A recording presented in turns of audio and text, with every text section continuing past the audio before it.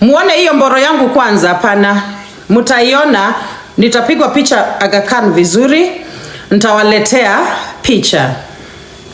Please, you can do better. Thank you, Adori. I'm doing better. I'm going to remove the mboro inside my kuma, like I've been told by Diana Rose. Okay, wacha niangalie sasa M-Pesa. Oh, M-Pesa imeshapanda. Nani ametuma?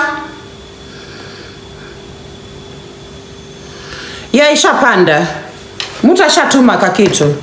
Oh, 50 bob received. Nalo. Nione ni nani ametuma hiyo 50 bob. Ishapanda by 50 bob. Nalo guys, tunatoa mboro ndani ya kuma yangu. Alafu I will be able to address Kapunye. Okay? We are going to remove that mboro.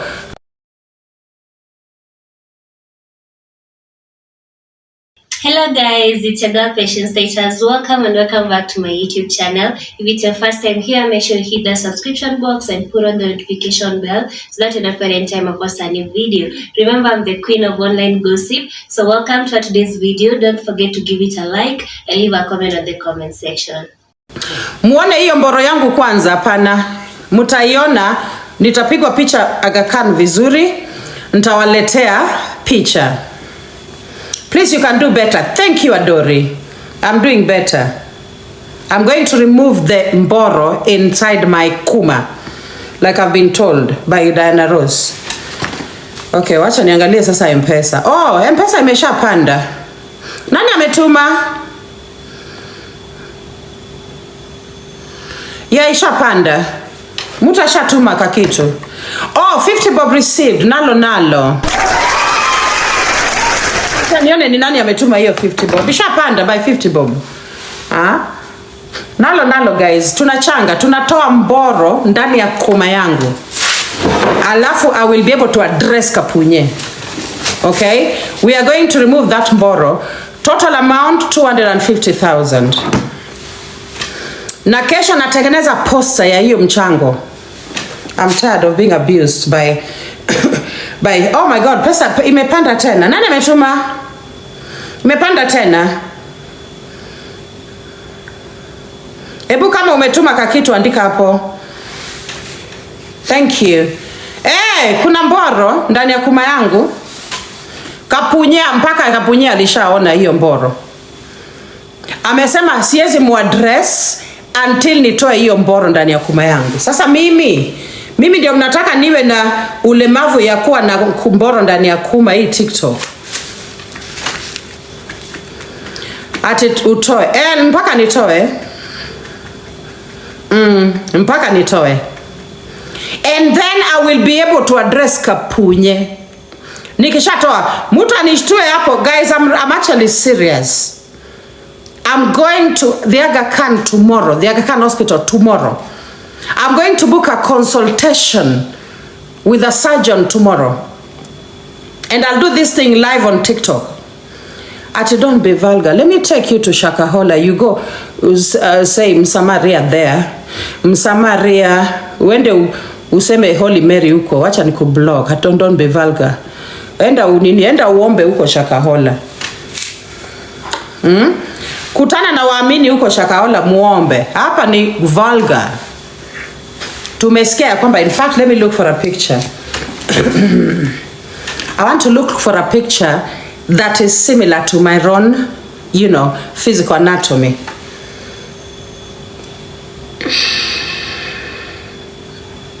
I'm just checking. I'm looking for a picture that is similar to what Kapunye. I've not even started addressing Kapunye. Sijaanza.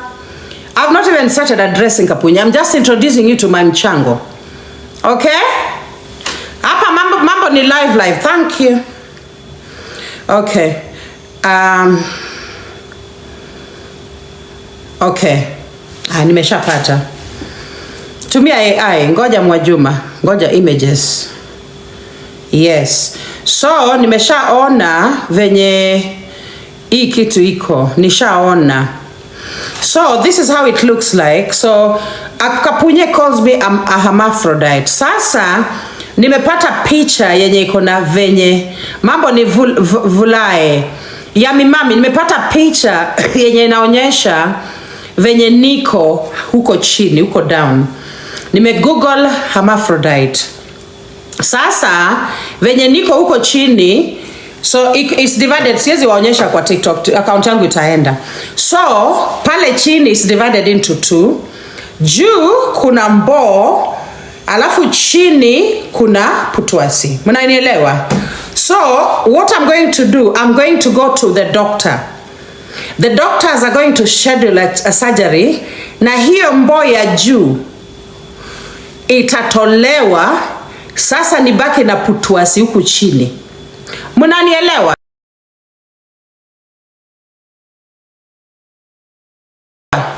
Nikishabaki na putwasi, alafu sasa hapo ndio I will be able to address Kapunye. Amesema siwezi muaddress mpaka nibaki tu na putwasi, nitoe. Oh, pesa ishaingia 100. Thank you very much. Thank you so much. Thank you darling. Queenie nimepata, imeingia, ndio hiyo imeingia. Thank you. Keep sending. 100 imeingia. Sawa. 100 ishaingia. Keep sending guys. Twende nalo. So, that is the surgery we are having. 500 imeingia. Thank you darling. Imeingia. 500 imeingia. Ndio hiyo imeingia tu saizi. Tena ameshaandika kwa comment section. Ametuma 500. Nalo. Twende nalo guys. Everyone here tuma 500 ama 1000. Total amount we need is hata 100, hata 50 bob. Mtu ametuma 50 bob. We need 250,000 for this. This surgery we must have it because, in fact guys, I know sijakuwa na surgery, but allow me Kapunye, be very kind and allow me to address you just kidogo. Okay?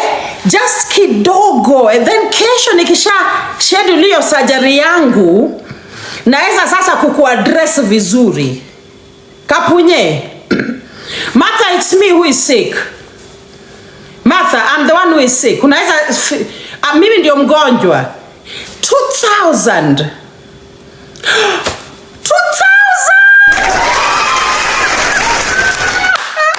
Road to 250k. Road to 250k. Yes. Anas, nimeona. Anas, you know yourself Anas. Sitaki kuambia watu. Road to 250k. Twende nalo guys. Tuma. Anas, I love you for free. Twende nalo. Aya, so we are going to remove. I was horrified guys.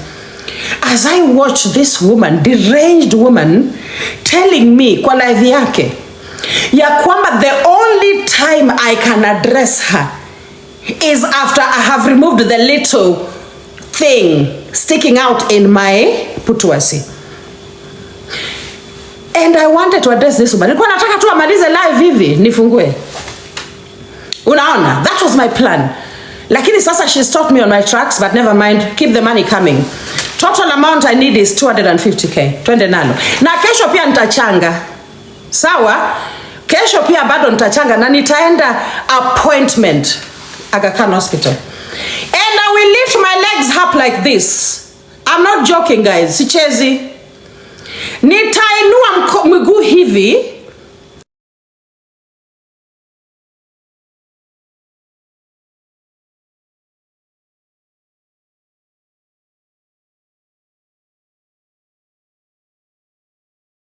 I'm tired. For me to go to Aga Khan, I need money. Mnitumieni do. I'm waiting for mtu mwenye atanitumia. Kila mtu anitumie tu 1k. And then tumalize hii story. Thank you. I'm going to Aga Khan. I have to pay to go. I have to pay to be seen. Guys, I'm not joking. Okay? Aya. So number 1. Empress Han, poa sana. Are we cousins? Are we cousins? Hata wewe uko na kakitu hapo kwa putwasi yako. Uzuri nitakuja live. Kujeni live kesho tuko Aga Khan Hospital. Nikipata kitu kama we are ready towards tunaelekea huko ma 10k. Keep sending money. So, how many cousins do I have? Mwingine pia ananiambia hi Kuzo. Right now, it's not very nice being my cousin because there is a problem down there. You know? You may also have the problem down there. There is a problem down there. So right now, don't be too excited to be my kuzo. Aya. Anyway, Kapunye.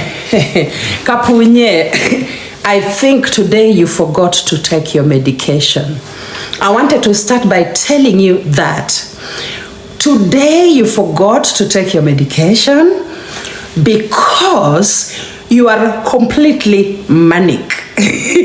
You are totally manic. Ngoja, alisema hivi. Tutafute recording. Hala, we are working with evidence.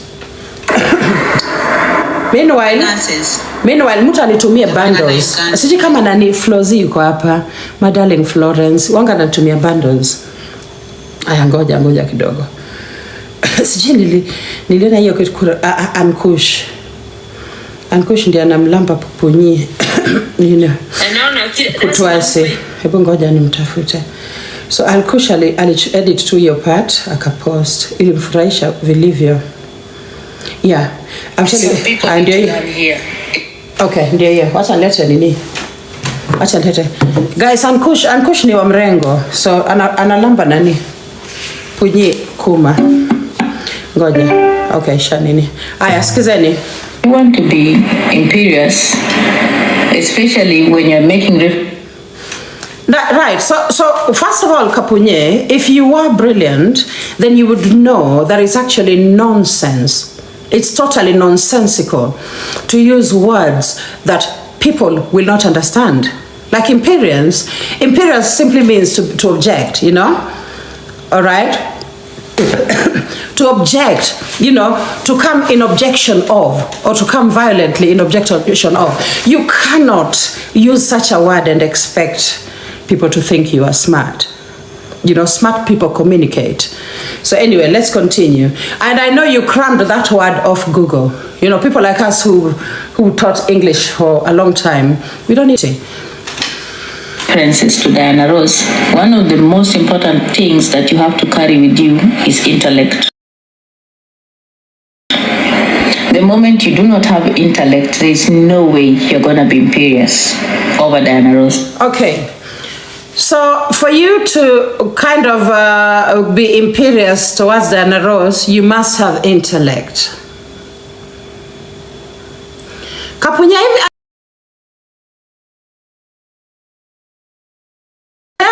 leo kunilisha za mekukanyaga kama umbwa. Jana Gia Diana when we are talking about intellect. In fact, intellect is the wrong noun. You must be an intellectual. Intellect. That actually denotes intellectualism. How can you talk about intellectualism, sweetie, when you left school at Form 2? An intellectual is a highly read person, someone who understands a lot of theories.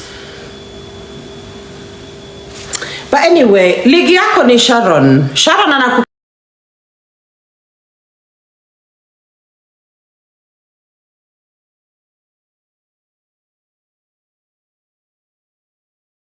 And I've always told you, it's not my fault that I'm a brilliant woman. It will never be my fault. Neither is it your fault. And I do know that I make most people uncomfortable. Wait. It is not my fault that I'm a brilliant woman. The oxymoron in that statement reeks of ignorance. The oxymoron in that.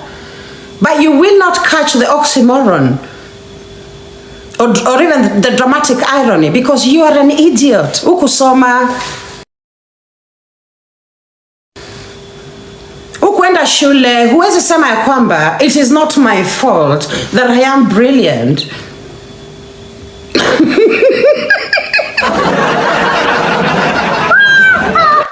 Kapuya, you're such an idiot. Wewe ni mjinga wa kupindukia. So, and then of course she goes on and says, Ngoja. Kuna kitu amesema hapo. Let's continue. This platform because I'm excessively brilliant. Excessively brilliant people. By the time ulikuwa unafika form 2, had you been excessively brilliant, you'd actually be doing your form 4. Sisi tulisoma na how my excessively brilliant. My classmate was called Anne. She scored a clean A at KCSE. She went on to study medicine. She was excessively brilliant. Do you know how old she was? 16 years old by the time we were doing high school, our form 4. 16 years old. That is what we call excessively brilliant. The problem with you is you dragged with your education because you did not even have like the imagination that a child needs to remain in school all the way to the end. You could never stay in school to the end. You told us stories of your mother dragging you out of clubs. The way you went, you kept on leaving school to go, unaenda kutafuta nini? Ohangla, sijui nini, unashikwa unaweka kwa cell. Brother hapa alituambia ulikonga unashikwa unaweka kwa cell, unachapwa huko kwa cell. That is not an excessively brilliant person. That is not an excessively brilliant person. So get off your high horse, oh sweetie, and go back to school. Unatupigia kelele. Rudi shule. All right? Aya, let's continue. I was born that way. That's just who I am. I didn't even need to go to school for it. And Now, you. Let's continue. I was born that way. That's just who I am. I didn't even need to go to school for it. And Now, you see, you're trying to suggest that you are some kind of genius. Now, there are people who do not need to go to school. The reason they do not need to go to school is because they are above school. These are those people with at least 149 IQ and above. Au watu wa 149 IQ ndio wanga waendi shule because vichwa zao zimeshinda shule. Unaelewa? And normally they end up at university at the age of 14, 13. Already wanafanya degree. Wewe Kapunye umeenda America ukiwa in your 40s, ndio in fact in your 30s, ndio umeenda tena kurudi community college. Bila hata kumaliza form 4 umeenda community college kutafuta certificate ya kupanguza matako ya wanawake. How can you say you're excessively brilliant then? My God. You need to take your medication. You are manic. Tangu jana, you have been manic because ulisahau kumeza dawa za bipolar. Ebua watu wakuambie, what is going on? You're crazy. Tangu jana, you're just all over the place. You're all over the place. Had it been that you were creating something, you were writing a book at this time when you're totally manic, then I would have thought of you as a brilliant person.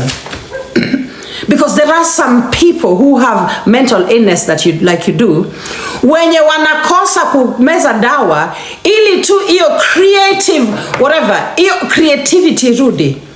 Waandike plays, waandike symphonies, waandike all sorts of things.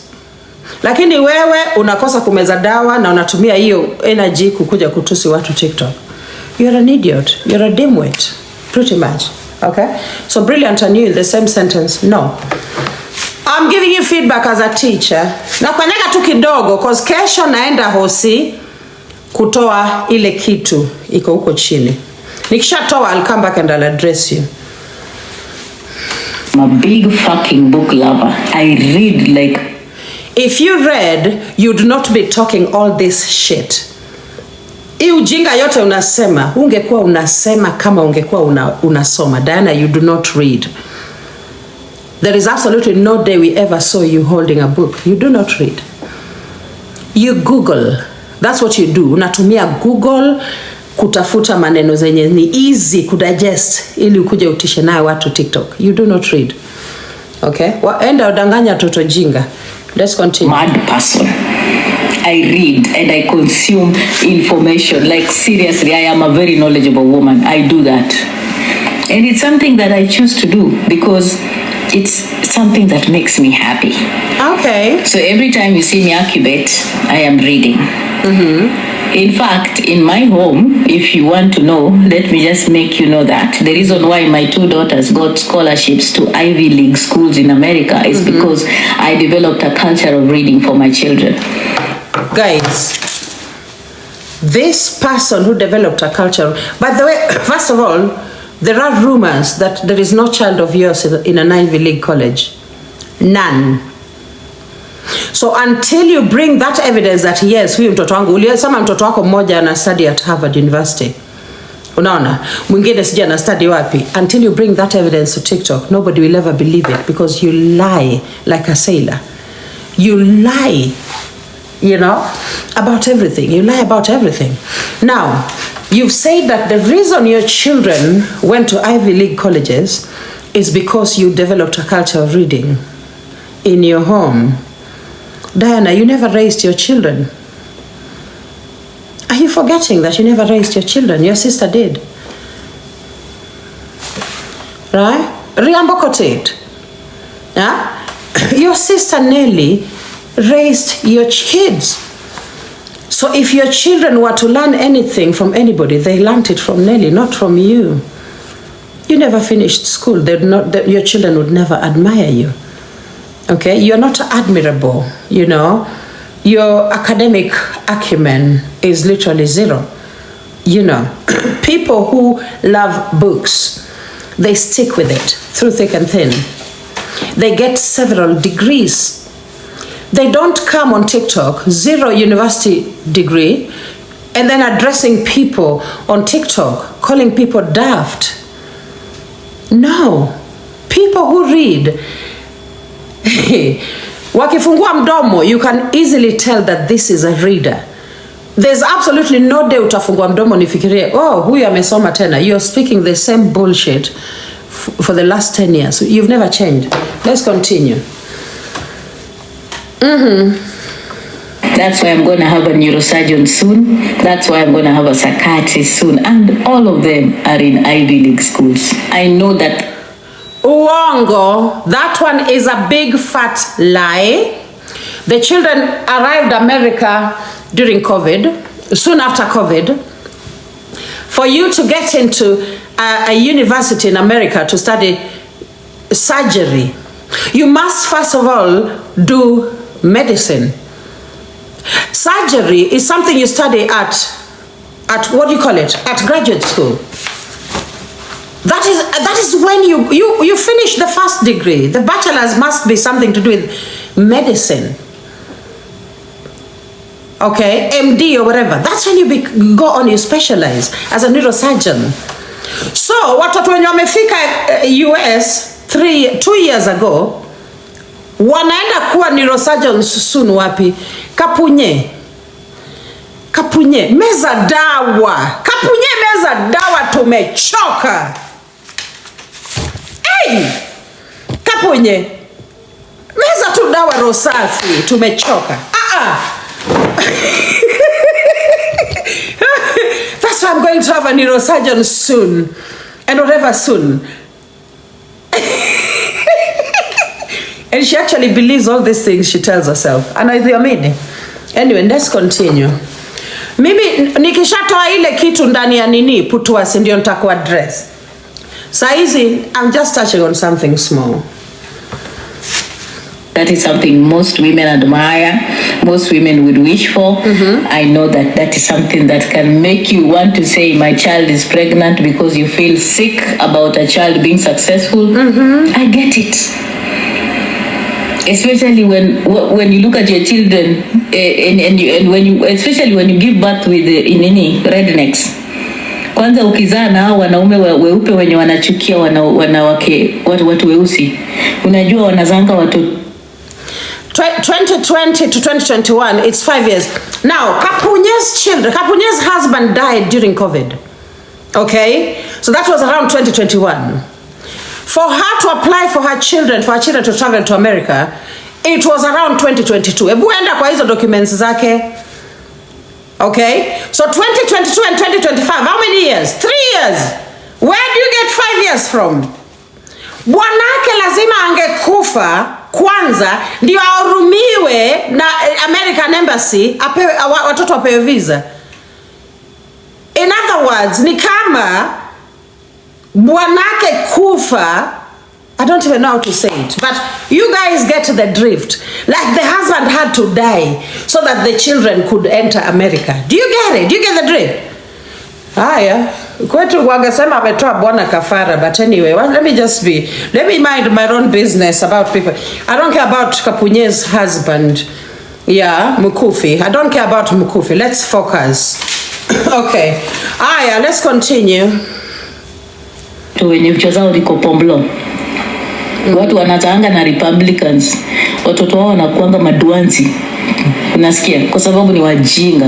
Wanakuanga na indoctrination ya religion na ujinga. So unajua wanafundishwa hate kwa manyumba zao. And that thing is like kinda, you know, generational. Hiyo hate ya watu weupe inatokanga from generation to generation na inasonganga mpaka kwa watoto. That's the thing. Ndio maana mimi usemanga mimi siwezi kuzaa na mtu mwenye ni Republican. Siwezi yani nikizaa na ama nishike mimba na Republican. So right now Kapunye, if you are brilliant, then you would actually not go down this rabbit hole of what kind of a man a woman has a baby with. You wouldn't if you are brilliant. But because you're a Dwanzi, you call people Dwanzi, Kapunye, you are the Dwanzi. You're actually holding it against a woman that she had a child with a white American. You understand? Because most white Americans that women will have children with will be Republicans. You know, they will be Republicans. So how then can you hold that against somebody? Ya kwamba amezana a conservative man. Had you gone to school, ungejua ya kwamba the world by default is conservative. That is one thing you don't realize. Now, liberalism is actually, the left is actually overrated. The left is actually overhyped. The left is like you sitting on your high horse, judging everyone, blanketing every, conservative person as a redneck. That is the left. You know, the left is no longer as political as the left was meant to be. The left right now is mostly about judging other people and people's choices and restricting, conversation and freedom, personal freedoms. But because you're a Dwanzi, you never went to school, you do not understand any politics along these two extremes, the right and the left. You do not, because ungesema kama ungeongea with surety ya kwamba bwanake huyu mwanamke ni a redneck, ungeeleweka. Sasa wewe you are coming to paint this person as a redneck merely because this person is white. I mean, you are an idiot. First of all, you do not understand world politics. You do not. Some of us are liberals. We are liberals, but the fact that we allow for personal freedoms, we do not restrict people. We do not restrict people's wombs or the choices they make when they are taking partners, But it does not mean everything in the West, okay, in the left is a go-go. Kwa hivyo hawezi kuja hapo, Kapunye, you're so stupid. Let me just be quiet. No wonder you don't even understand the oppression tree. You don't even understand ya kwamba kuambia mwanamuke ya kwamba kuna mboo ndani ya kuma is a no-no. And therefore you keep repeating it kwa live yako. Oh, wewe, enda utoe hiyo mboo kwa kuma yako. I am removing it tomorrow. Naenda Aga Khan kesho. Taingiza mkono yangu kwa kuma nivute mtoto atoke. Angiza saizi. Najiheshimu sana. Na heshimu. If at all umeshika mimba for real at the age of 45, Kapunye, brother kwa alikuwa tuambia your real age. Okay? Hiyo 43 ni yenye iko kwa paper. Kama indeed umeshika mimba at the age of 45, weka mkono ndani ya hiyo kuma yako, vuta huyo mtoto utoe nje. Ako 45 years old. Brother yake alituambia, alimwanika tu hapa live. Alisema, "Oh, she's 2 years younger than me." Alafu baada tunamuuliza brother yake, "Ulilazaliwa lini?" 78.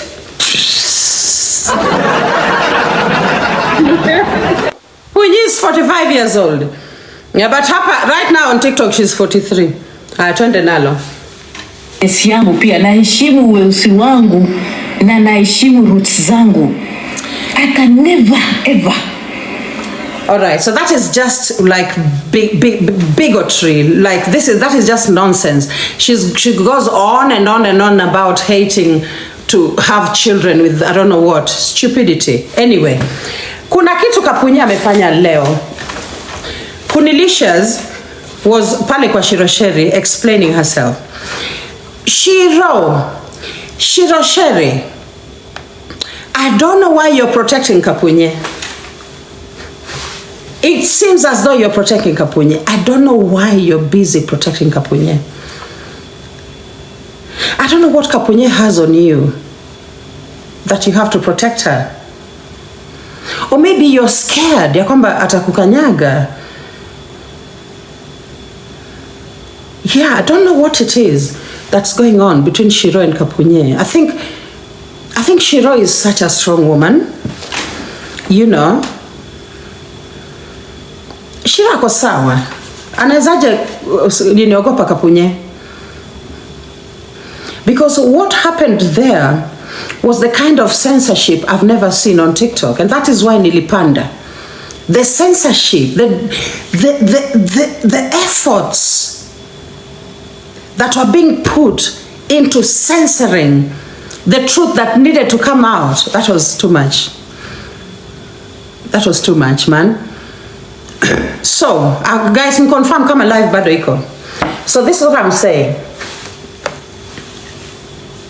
I wanted to clarify this to Shiro ili aelewe.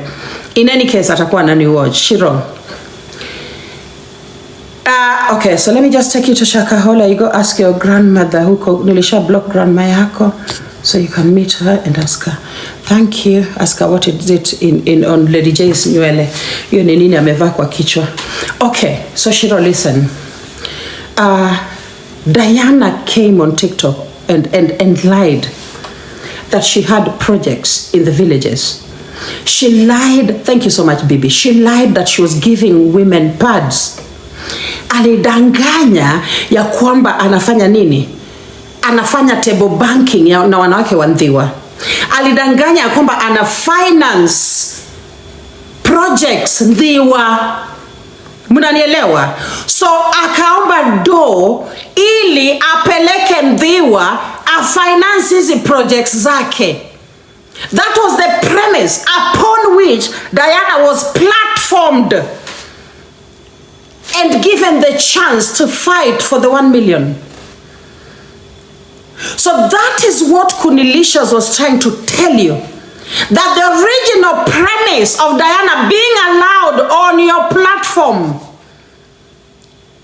to ask King Rosa for 1 million. She keeps saying she never asked for money. Aliomba pesa live tukiwa tunasikiza hivi kwa TikTok.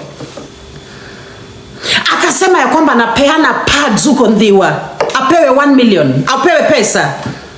Akasema tena ya kwamba anahitaji pesa ya kupeleka Boscan kotini. And then that later on when it became so difficult for these people to vet all these things that we was claiming, Shiro and King Rosso, that is when they say that we no longer want accountability. But the point was still that Diana lied, alidanganya. Alidanganya ya kwamba anasaidia wanawake huko Ndhiwa, alidanganya. Leo kwenda kujidefend kwa platform yake baada ya live ya Shiro anasema Kunilicious has never been on CNN and on BBC. For that reason, Kunilicious cannot ask about her projects. That does not negate the fact that you lied projects that you are running in there were never any projects. You came on TikTok and you lied that you even had a CBO. Ulikuja ukadanganya hapa kwamba kuna CBO that is registered in there. You lied, Diana Ross. And that is what people were trying to say. You lied. And you're repeatedly lying about King Rosso.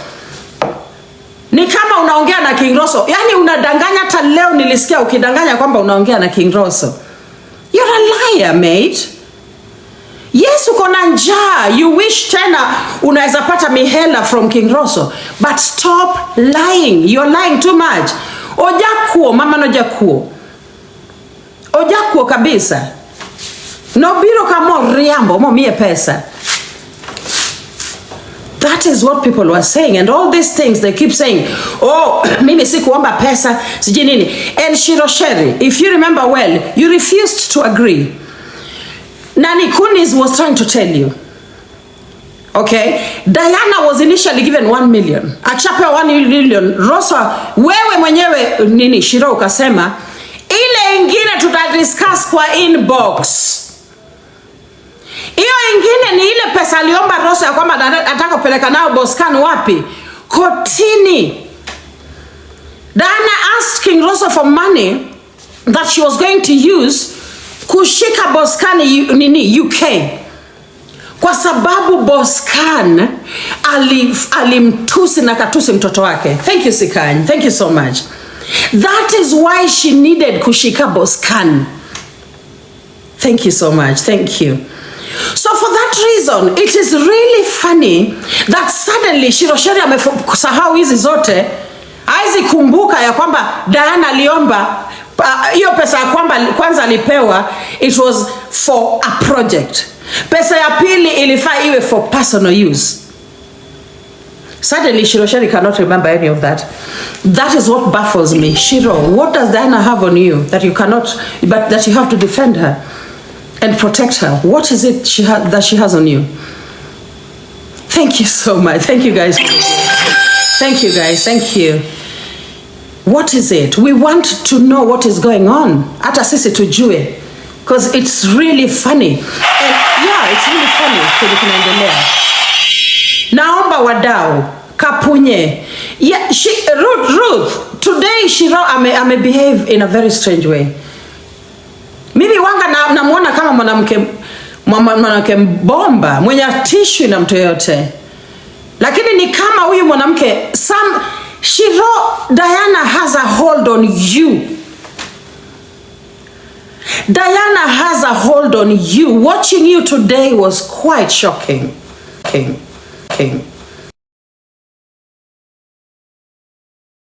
Self-esteem. Anajiangalia, anashangaa, mimi na hii sura yangu kama makaa, nitapata bwana wapi? Wacha nitafute mtu Uganda anitafutie bwana. Believe in yourself, woman. Your lack of self-belief is quite sad. It's quite sad. My God. My God. But anyway, let's focus. Wacha to focus. Let's focus. We want truths spoken on that platform. Shirosheri, mimi bado nakwambia, Diana is doing something to manipulate you, Lord. She's very calculative. Na anaangalia jinsi anaweza, if any case Rosso comes tomorrow, anaweza benefit. There is something nani alisema, anaitwa nani, affirms. Alisema hivi, make sure you look at the smaller platforms. And this I'm telling to King Rosso. When you come back this time, focus on the smaller platforms. Focus on the less known people. Okay? Help people who've never benefited from your money. Okay? Yes, Farid alisema hivyo, and that is what he needs to do next time. I don't think there is a next time with King Rosso, if I'm being honest. I don't think there is. But if at all it comes, he needs to think about how he's giving. It needs to be more strategic. You know, usipeane pesa twice. Give people who have never benefited from your charity. I hope he does that. I want to see less known people getting help. Sisi tulipewa pesa. Imagine mtu tu anakuhesabia milioni 1. Anasema ndio hii chukua. Imagine that. So other people need to experience that. Watu wengine pia inafaa experience hiyo. So Kapunye, your tactics zenye unajaribu kumanipulate nayo maneno won't work. And JB uko na njaa sana. JB, kwani bwana aliacha kunini? Kutengeneza mkate? Did your husband stop making bread? Why are you so hungry? JB Kiparangoto, was your husband fired from the bakery? Tumsaidie kutafuta job? Why are you so hungry? Jamani, I saw you kwa live ya Kapunye. Uko na dera ingine, dera imeparara, JB. Dera mzee, dera yenye sisi watu wa Kenya ndio inafaa tuwa tunavaa. Did you guys see that dera? Or was it me? I was like, holy Jesus. Na hiyo kofia inakaa kama ya nani?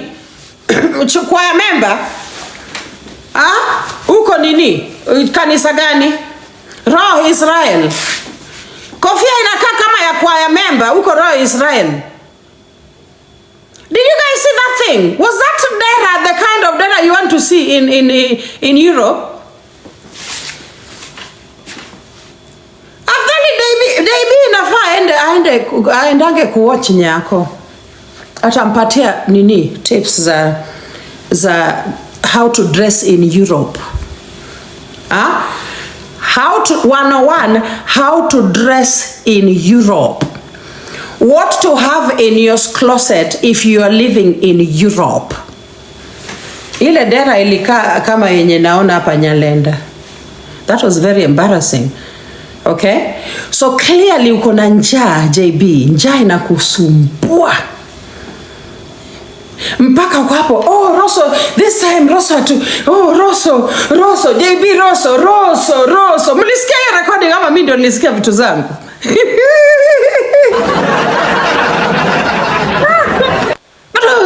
Rosso, hata mimi maybe that is the reason JB amerudi kwa nini. Dera Nyamasaria, or Nyalenda. That is why JB amerudi kwa hapa kwa nini mguu ya na Rose Kapunye. Kwa sababu ana imagine ya kwamba mlisikia Milan, thank God. I thought it was only me listening to that recording. I'm thinking, oh my God, this woman akona njaa. This woman is hungry, man. So anyway, JB, that is why now I understand why you stuck with Kapunye when you know very well that Kapunye is controlling you. You know very well you are under her control. You cannot wiggle much. You have no room to breathe. Okay, you have to always play second fiddle. You have to play second fiddle to Kapunye because you are a feeder. You're feeding off her anything that she consumes. Unaona, akipata mtu amemwonekania, Rosso amemrushaka, you feel like maybe utapata mavuzi ya hiyo lion. Unaelewa? That is quite sad. Your existence is quite pathetic. Big Parangoto, your existence. Yes, her garbage, her crumbs from her table. Because I was wondering, huyu mwanamke, unakumbuka juzi? Venye Kapunye behave kwa platform yake. Mimi niliona two recordings, I did not watch it. I thought, oh my God, I would never allow such a person back in my space. But JB knows that without Kapunye, she will not even get little crumbs from the table. And she's also looking at Serikal. JB is very strategic. Anaangalia Serikal, maybe anaweza nirushia ka 2 coins. So let me stick around Kapunye so that I can actually benefit from this woman. Because Kapunye has one gifter, anaitwa Serikal. Anyway, back to the issue at hand. I completely understand Diana Ross. Right now, Diana Ross has been cornered. So she's going to be very manic. Atakuwa hapo kwa kona yake. Atakuwa yani she will not know. She will, hata kesho, ngojeni mtamuona kesho. Kesho ndio atakuwa mwenda wazimu Pro Max, mtamuona. Because she's been cornered. You know, her lies are coming out and she doesn't like it. You know. So anyway, I'm waiting for tomorrow. Ntangoja.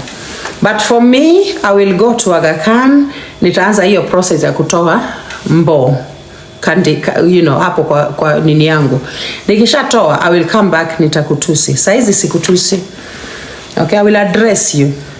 Saizi, katu hapo, kwa hiyo bubble yako, kwa hiyo nyumba yako yenye hata curtain hakuna, hiyo curtain yako yenye nakaa ya laundry room ya hospitali, na hiyo sofa yako yenye nakaa ni kama iliyokotwa kando ya barabara.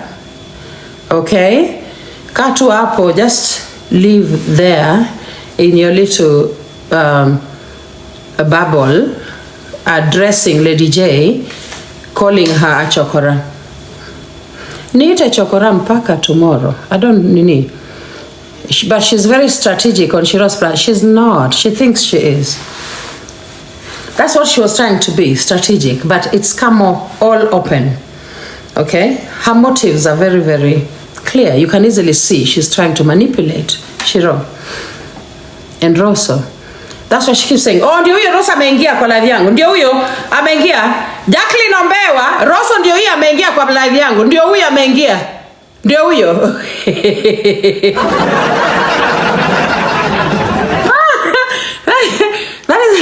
That is how she's trying to manipulate, you know, Rosso and Shiroshere. Mlimona? Jacqueline Ombewa, ndio huyo Rosso ameingia. Rasli Jacqueline ameenda akatoka ngambo, ameishi ngambo 30 years. Amerudi with nothing, eyes in address. Kapunye, Rosso has not been on your platform lately. Chill. Okay? I know you really want Rosso to watch you.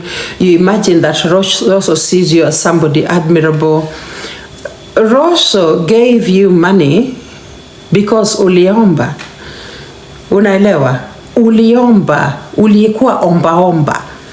Akakupa do. There's nothing special about you that Rosso will admire and come for. Punyi, relax. Get off your high horse. Sawa? Relax, Punyi. Guys, nimemaliza. Bado nachangisha wadau. In fact, kesho nitatengeneza poster and I'll go to Aga Khan. I'm raising money for surgery. I want to raise money for surgery. Hii surgery yenye Kapunye amesema niende, I'm raising money for that surgery. If I get money hata 25k and I don't need surgery, it will go towards our school. Nachangisha do for surgery. Thank you. But I'll go confirm with the doctor if indeed I need surgery. If I don't, the money will go towards the school. Twende nalo guys. Anyway, I want to do tap. Mimi ni wa tap wadau. Nimemaliza chai.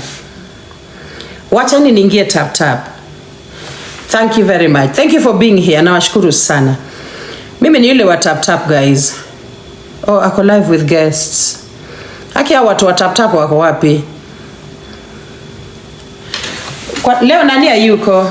Githaiga na nani na mali safi. Hebu acha nitafute mali safi. Ndiye kwa keju. Gosh, mali safi. Oh, mali safi yako live. Hebu nione anacheza na nani. Ngojeni guys. Sisi ni team tap hapa TikTok. Oh, and already anacheza na kina Githaiga. Na nani MC Chris na Kolo. Guys, hebu nani tena ako nini? Yeah, ako kwa nini? Already wanacheza. Guys, mimi ni team tap. Nipandisha hapana somi. So thank you so much for watching the video to the end. Remember to like, share, comment, and if you have not subscribed, please make sure you subscribe and put on the notification bell so that you know every time I post a new video. So guys, thank you. I'm gonna see you on my next video. Bye.